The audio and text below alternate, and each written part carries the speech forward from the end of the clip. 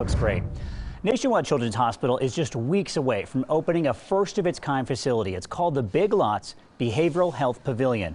Its sole focus will be children with behavioral and mental health issues. So all month, NBC4 has been working with Nationwide Children's to highlight why the need for this type of facility is so great. We want to help break the stigma of mental illness, and we do that by talking about it with each other and with our kids. Here with us is Dr. John Ackerman. He is a suicide prevention coordinator for the Center for Suicide Prevention and Research at Nationwide Children's Hospital and will be for this new pavilion. Thanks so much for joining us tonight.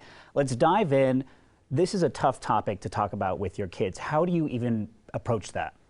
I think the best thing to do is to find a time when you're with your children, you're feeling connected, that you're not waiting until there's a crisis. You're finding dinner time, a car ride, and you're checking in with them emotionally to see what their temperature's like and to make sure you can give them support when they need it. All right, and you know, we hate to say this, but there is a need for this here. So there are going to be issues that parents might see or see in their children, their children's friends. What are those warning signs? You're really looking for major changes in a person's behavior or their emotions. Maybe they're no longer enjoying things that they like to do. They're showing signs that it's really difficult to do lots of things that they care about. They're really feeling distressed or upset, they're having trouble sleeping or eating, and really at the end of the day they're feeling hopeless or like a burden. And when we see that, it's time to act. And of course there's always school, you know, if their grades start to slip. We've heard that as well. But then there's also like playtime activities. You mentioned they don't love things as much as they used to anymore. Yeah, it's sort of a change. When you're feeling depressed, when you're not feeling like life's worth living, the enjoyment that you get out of typical things, whether that's the activities you like doing, the work that you find enjoyable or rewarding, is no longer feeling that way. The other warning signs that we'd look at would be talking about death or dying, and that's an important thing to look out for as well, whether that's online or in person with friends. And that's got to be a tough bridge to cross, but let's say a parent does see something or a family member in a child. What do you do? What is the most important thing you should do? Step one is don't panic. This is an opportunity that your young one is signaling to you that they might be in emotional distress, that they want some help. They want someone to reach out to them and ask this question. And you want to ask them very directly, if you've noticed some of these warning signs.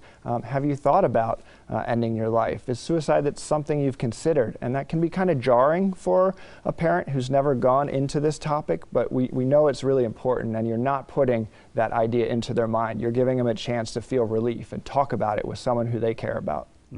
And I'm sure this might come up with a lot of parents. Where do you know that the line is that I need to bring in a professional? Is there a particular line, or is it a gut feeling? The line is when their normal everyday activities or their relationships are suffering, that something is different, or you may see one of these warning signs like talking about ending one's life, that it just needs to go to someone who can help make that distinction, and people who are trained in identifying whether it's a typical change or whether this is something that signifies a deeper emotional distress that needs to be evaluated. Okay.